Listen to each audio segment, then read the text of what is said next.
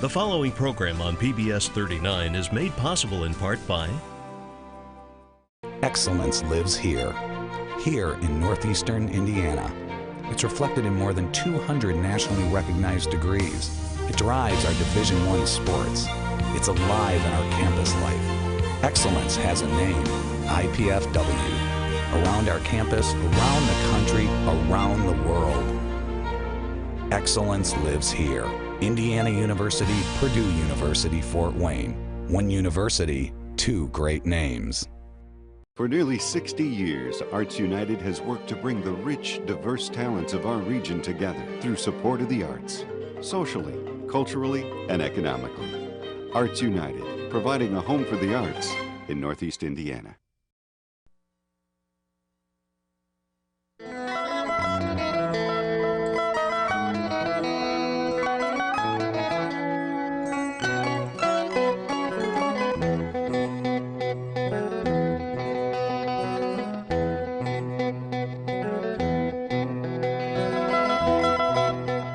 This is Arts Weekly. Arts Weekly is produced in cooperation with the College of Visual and Performing Arts at IPFW, offering degrees in fine arts, music, theater, and visual communication and design. Welcome to Arts Weekly. I'm John O'Connell, Dean of the IPFW College of Visual and Performing Arts. In the second half of the show, director Jeff Kazaza and actor Chance Parker from the IPFW Department of Theater will be here to talk about their spring play, Gint, opening February 21st. But first, I'm joined by Tom Remenschneider of the Bach Collegium and Jonathan Busarow of the IPFW University Singers, who are here to talk about their collaborative concert taking place Sunday, February 16th. Gentlemen, welcome to Arts Weekly, and thank you for joining me. Thanks for having us. Thank you. I must say that the Baroque Festival, which is what we're talking about today, it was one of my favorite activities last year. It was a great surprise to me to come to a church on a Sunday evening and hear some of the most incredible instruments and have voices 360 degrees around me in balconies. It's an incredible experience, and here you are doing it once again.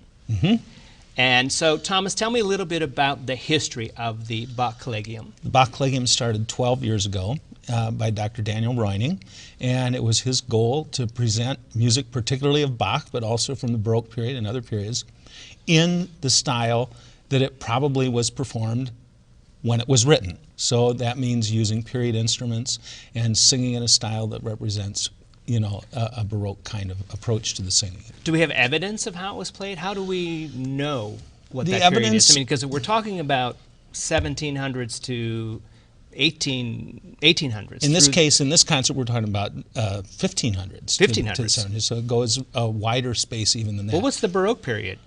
It starts in the late 1500s. Oh, okay. Yeah. I didn't have my history right. Yeah, it's a long I hope there's no students of stretch. history watching me right now. Well, But tell me. we know from written evidence, from treatises and documentary evidence from the churches where these people worked and where they performed. And there's also clues in the music, I think, too, as well. So that's where we get our ideas about what to do. And are you a musician yourself? Yes, I am. I am the organist at Queen of Angels Catholic Church here in Fort Wayne. I direct the Fort Wayne Mentor Corps, and so I have my hand in several things musical. How long have you been involved with the Bach Collegium? I think about 10 years. What got you started? What made you sort of think that this is where you wanted to participate in? Dr. Reuning called and said, you know what, we'd like for you to be president of our board. And I said, you know what, I think I might like to do that. So that's I how wish it that started. most board directors would answer that question that easily. Well, that's terrific. Yeah. Jonathan, you're with the IPFW University Singers, and you are joining with the members of the Bach Collegium for a joint collaborative concert. Correct. And this isn't the first time it's happened. We also collaborated with the Collegium last year, so this is the second time. And what we get to do is we get to take our two different ensembles and we put them together. Well, we put them together in a way. We are doing music that features double choir, which means this music was written to have two choirs. So each choir, the IPFW University Singers and the Bach Collegium Choir, comes together and they fill these different roles And as you mentioned earlier, the space at Zion Lutheran Church allows for us to use that space similarly how they would have done it in the Baroque period. So we'll be moving the choirs around, there'll be people upstairs and downstairs, and you'll be surrounded by music. When you say it's written for two choirs, to sing simultaneously, what makes them two choirs? Are they different vocal ranges? Is it a male choir and a female choir, or is it just two choirs to be singing in tandem and counterpoint, or why is it written for two choirs? It all depends on the piece. Some pieces have it's scored so that it's all men in one choir and all women in another. In most situations, it's made for two mixed choirs. And there's a variety of thought. Maybe that one choir is supposed to be 4 soloists and the other is the rest of the singers. Then there's a thought that sometimes we find music for 3 choirs. And we divide our singers in half, and one covers this part and one covers the second part, and then instrumentalists cover the third. I think, if I'm not mistaken, there are 2 concerts as a part of this festival. That's correct. Yes. The first one is when? On Friday night. Friday Friday night, yes, Valentine's Day. And it features instruments d'amour, so instruments of love on the day of love. And it starts with a dinner at 6:30, and then the concert follows it. So it'll feature all of the instruments except the brass instruments that are playing on Sunday, but oboe, flute, strings, continuo, the harpsichord, and especially the oboe d'amour. How do you locate these instruments or the people who can play them? I mean, are these people local? Are these musicians? Some are local, but most come, we get some from Bloomington, from the early music program at Bloomington. One of our continual players lives in Madison, Wisconsin. One of our players lives in Detroit. So they come from around the Midwest, basically, and they're really expert players. Well, good, because, I mean, how do you rehearse when one's in Madison and one's in Bloomington? I mean, do they just come for a week before, or what is the rehearsal period for the concert? They've been here since today, and so they're rehearsing with the singers and by themselves and putting everything together. Yeah, I'm kind of surprised when I do a musical with the professional musicians from here, how they usually get their music in advance and they come together, and I'm surprised that they've only met maybe once before we put them with our singers, and I think, really? I've been with these people for 4 weeks and you're just here the day before? How does that work? Well, it's because they get the music in advance and they've worked on their own. Right. So they're just waiting to join the ensemble. Right. So then it's just a matter of creating the ensemble sound that they need for the performance. Does the festival normally have 2 concerts? Is it? This is once a year we have this Baroque festival that includes two concerts. 2 events. Right. The first one on Friday is purely instrumental, and then on Sunday it'll be the instruments and choir. It's dinner before. Yes. And then the concert. How many people can you feed? How many? Is there a limit, or are you? We're expecting, we have dinners for 100, so. Come on, come on. Come on, yeah. Absolutely. Right. And on Sunday, you'll be singing and it'll be a different concert altogether. Yes. What do you mean two of the choirs will be voices and one of the choirs will be instrumental?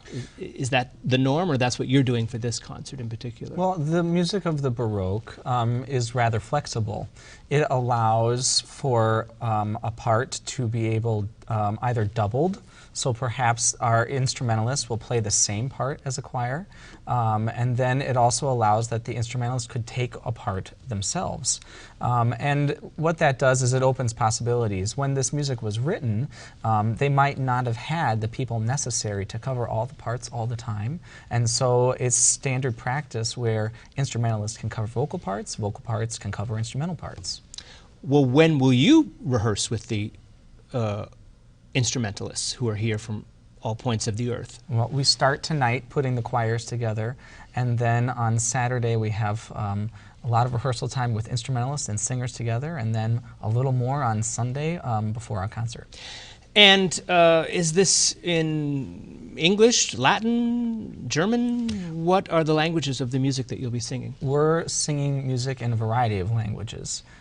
So many of these pieces were written with German and Latin as the text originally, we have had some that's been translated into English, the vernacular of the people, so that people have a chance to understand it a little more.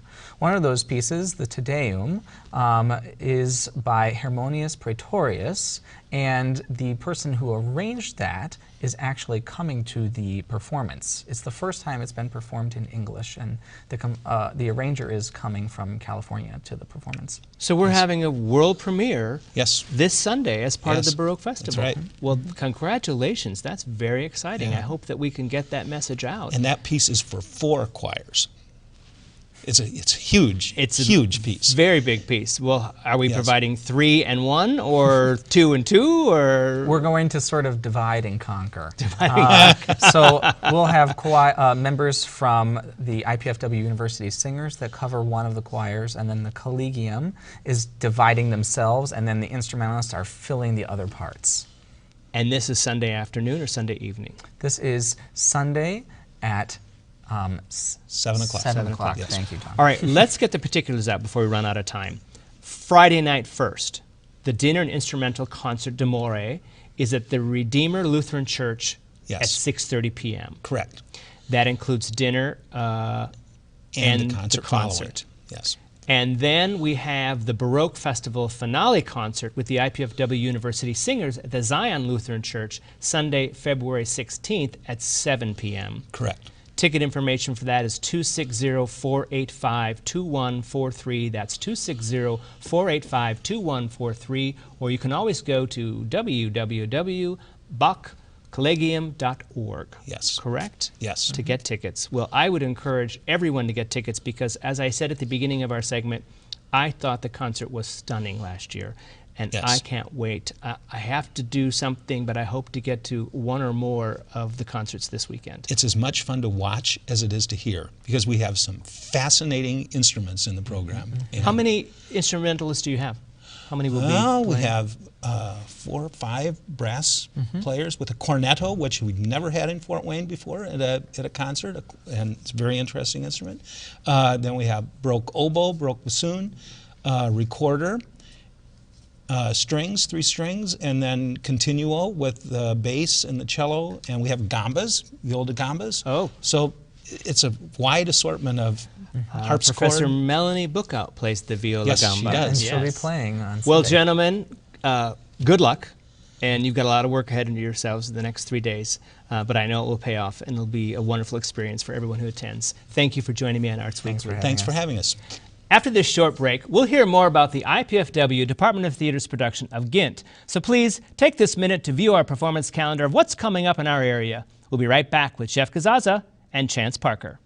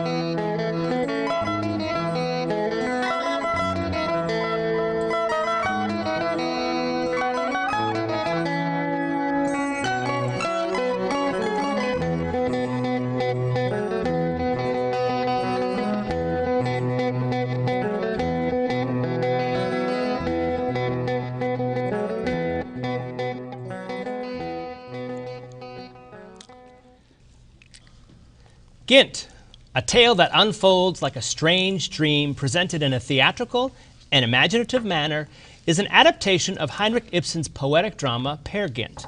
The title character, Pete Gynt, is determined to become something great, grand, and glorious. Set in the Appalachian Mountains, Pete Gynt meets an obstacle at every turn, ultimately running away from responsibility toward materialistic gain. After losing everything, he begins his long journey home. Here to talk about IPFW's spring play are director Jeff Gazaza and student actor Chance Parker. Gentlemen, welcome to Arts Weekly, and thank you for joining me. Thank you for having us. I always love to talk about the theater, especially with one of my favorite directors of all time, Jeff Gazaza. Thanks. He picks plays I couldn't go near, and this is one of them. Congratulations. Thank I'm you. looking forward to it. Yeah, we're looking forward to it too. Yes, you open in a week. Oh, yes, a week from tomorrow. So you aren't in tech yet. You start tech next week. We start tech on Sunday. All right. So why pick the play Gint? Well, for a number of reasons. First off, when we pick our seasons, we're looking for a variety of plays that fit a variety of periods and variety of styles, so that our students get an opportunity to participate and perform and design in those types of shows. And also it gives a variety for our audiences as well, so they're seeing a number of different types of things. One of those things is classical plays, and Peer Gynt, Ibsen's Gynt, is different than what most people think of as from Ibsen. Most people think Doll's House, Hedda Gabler, all the modern drama stuff. This is before that, and he was writing epic plays that are much more like Shakespeare. So this play is written in verse, but it has a very contemporary quality. And that was one of the reasons why we picked this play, because Romulus Linney made an American version of the Norwegian play Peer Gynt. The Norwegian play takes place in Norway using Norwegian folklore, and this play takes place in America in the more current times using American folklore, and the two fit together very nicely. So Gint is a verse play. The current adaptation you're using is a verse play. Oh, I didn't realize that. Yeah. So why do Gint instead of Peer Gynt?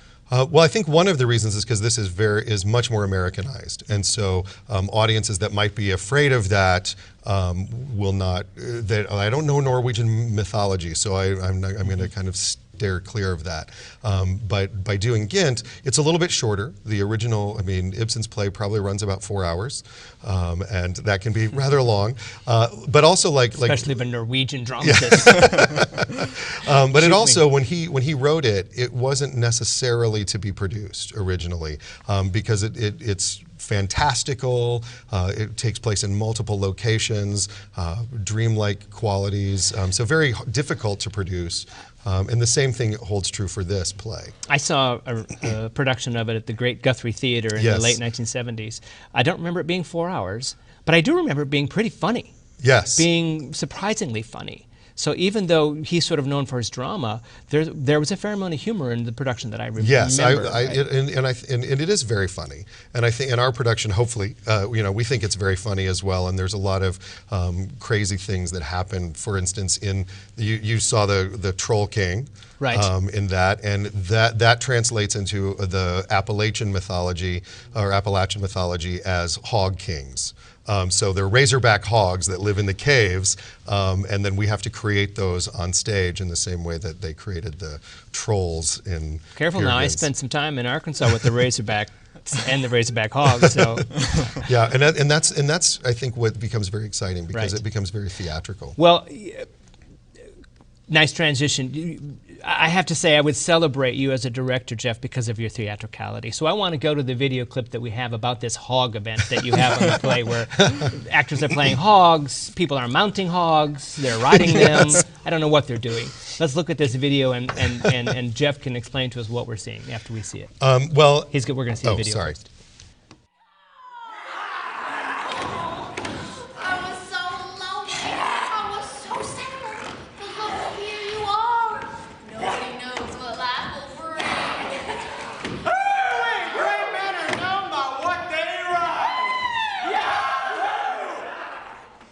Like I said, Jeff Kazaza play. People are riding hogs. Exactly. Will we know they're hogs? Will they be costumed like hogs? No. No. And that's one of the things that excites me about this particular play, unlike some of the others where we've done elements of things to suggest that. This really requires the audience participation, in that we're hoping they will use their imaginations to create all of these things, because scenes change like that. It's a lot of scenes. It's a lot of scenes that happen, and so we're in the hogs, and then we're already in a haunted forest, and that happens almost immediately. Pay attention in what's happening. So you got to follow a difficult story. It sounds like a little bit. I think so, but I think it's part of why we're doing it the way we're doing it is because it clarifies a lot of things, and so it's very imaginative, and so certainly Chance will, oh, you're a razorback hog. So like Shakespeare, it's night. Oh, okay, I believe we're at night. Spoken decor. Exactly. We're out in the forest, everybody. This is the forest. And so we use a lot of the physical apparatus of the actors to create all of these events. All right. Well, Chance Parker, welcome to the show. Thank you for having me. And I just want to say first off that is there a better actor name than Chance Parker? Really? It's perfect. It's perfect. I mean, it's just, hope that so. or a character on Days of Our Lives, Chance Parker. Great name. You are a student at IPFW. Yes. What year? I'm a freshman. You're a freshman. Yes. Freshman actor, and you have landed the title role in the third play of the season. Yes, it's very exciting. Congratulations. Is it your first play at IPFW? No, my first one was Our Town with Dan Butler directing. And how did that go for you? That was excellent. Yeah. That was a really good show. It was a neat experience to be able to work with him and working in the space. The black box. It was a lot of fun. The studio theater, the way it was set up was very interesting, and it was cool. It was a very naturalistic play. It was quite different from Ghent. Well, I'm not going to get off that subject for just a minute, because I'm always interested in how the actor deals with the space of the black box, because especially Dan's production of Our Town, you were here and the audience was here, literally, and you walked in the... What was that? What were the challenges of that as an actor? It was exciting. There were times you really had to get used to the space beforehand so you knew exactly where you were going, because there wasn't a lot of room for any sort of anything to deviate from what it had been. But eventually, when you got to it, the key was to just put yourself in Grover's Corners and to just go about it. It's a focus issue, I would imagine. Yeah, exactly. You That's can't what help it but was. turn and go, oh, there's my mother. Right. I better not look at my mother right now. Yeah, Yes. it's got to be difficult. Yeah. It was rough at first, but it became easier, and pretty soon you fell right into Grover's Well, now Corners. you're in a Jeff Kazaza play. Yes. Which is probably the complete opposite of a Dan Butler experience, in that he has you screaming and wailing and mounting yes. people who are hogs. Yes? I'd say you summed it up pretty well. I did. Welcome to Ghent. Yes. So you're playing Pete Ghent. It's a bit of a tour de force, I would imagine. Are Yeah. you not in every scene? Yes, I am. You are the Very storyteller. few of them I'm not in, yeah. And there are something like 12 to 14 scenes. Yes, quite a few. And within those scenes, there are actually multiple scenes. Like the second scene is kind of like, we call it the wedding scene, but there, in about 12 pages, there are about 12 scenes of seeing this part of the wedding, this part of the wedding, and we see it from different points of view. And the same thing happens in the last scene of the play. I think we have a video of the bride scene or one of the wedding scenes. Let's go to that second video. I want to look at that and get an explanation from Chance as to what's going on.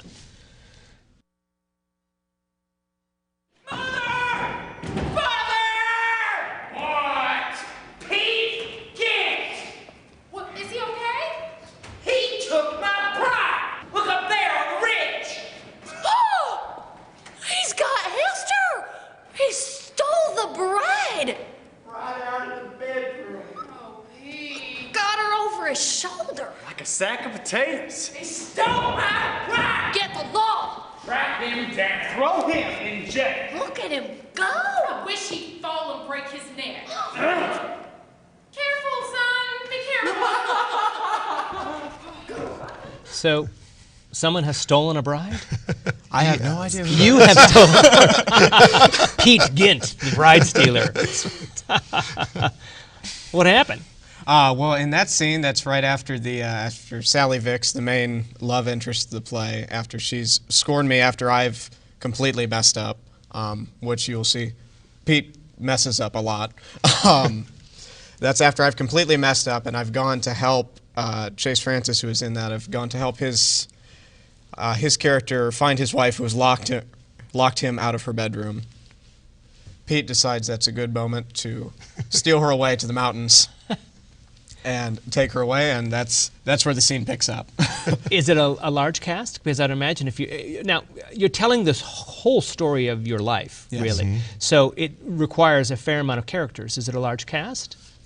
Well, we have 9, which is much smaller than what Ibsen's play would have, but they all play multiple characters. So the only people that Chance is the only one, and Oldie Mama and Sally Vicks are the 3 characters that are maintained throughout the play, and then the other 6 actors play everything else. So people who are familiar with Ibsen's play will notice Sally Vicks as Solvik. So they replace those same characters. So the 6 actors play the hogs, and then immediately, this is one of the reasons why we can't do a lot with costumes, they run off as the hogs, and then they're immediately right back on as the haunted forest. So those actors play everything else. Let's talk a little bit while we have some time about the spectacle of the show, because you're doing some special things with puppets or some sort? Yes, a wide variety of different types of puppets. When I first read the play, especially in the first story scene that Gint tells his mother about why he's dirty and why he lost his gun and the gun's broken and all of that, he tells this fantastical story about how he finds this stag and rides on it, and he rides over the forest and over the waterfalls. And to me, it seemed like, oh, wouldn't it be interesting if we had a small version of a stag that we saw in the background that was flying with Gint on it. And so talking with our wonderful production design staff, Jeannie Pendleton, who's worked a lot with puppets, was like, well, I think we could do that. And so then Jeannie and I talked a lot about what else can we do so that that's not the only puppet in the play. And you have a fair amount of, I would imagine, requires a fair amount of lighting and sound to help the audience travel through these 12 or 14 scenes. Exactly. Yeah, and you have a sound designer? Yeah, our sound designer is Nick Lubes, who is also a freshman. Yes, and he's composing a lot for the show. He's arranging some music that I found interesting, so he's doing a lot of work with it as well. How do we get tickets? What is the information about your show, and what are the dates? The dates are Friday, beginning on the 21st, and it's Friday and Saturday of next week. And then we go again the following week, Thursday, Friday, Saturday night, and Sunday afternoon. So it's February 21st, basically through March 2nd. Yes, that is correct. Ticket information is at 260-481-6555, 260-481-6555. Well, gentlemen, thank you for joining me, and good luck on Gint. I can't wait for another romp through craziness directed by the great Jeff Kazaza. You're very lucky, Chance. Well, thank you very much. And welcome to IPFW. I'm John O'Connell, Dean of the IPFW College of Visual and Performing Arts. Please join me next time on Arts Weekly when I'll visit with Dr. Joanne Outland and Dr. Hamilton Tescarolo about the upcoming piano showcase at IPFW February 25th. Then Robert Schrader and Jim Gabbard will join me to talk about the IPFW Art and Design Faculty Exhibition opening February 26th. For up-to-the-minute arts updates, you can find us on Facebook, Twitter, and YouTube. And be sure to join us here live Thursday evenings at 7:30 on PBS 39. Thanks for watching Arts Weekly.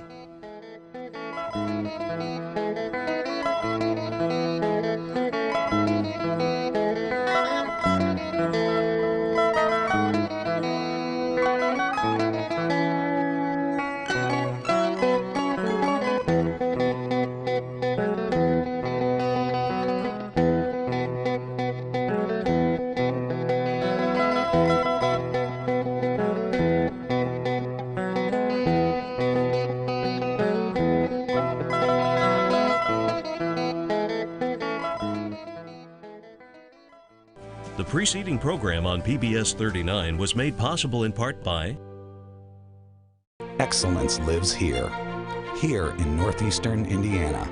It's reflected in more than 200 nationally recognized degrees. It drives our Division I sports. It's alive in our campus life. Excellence has a name, IPFW. Around our campus, around the country, around the world.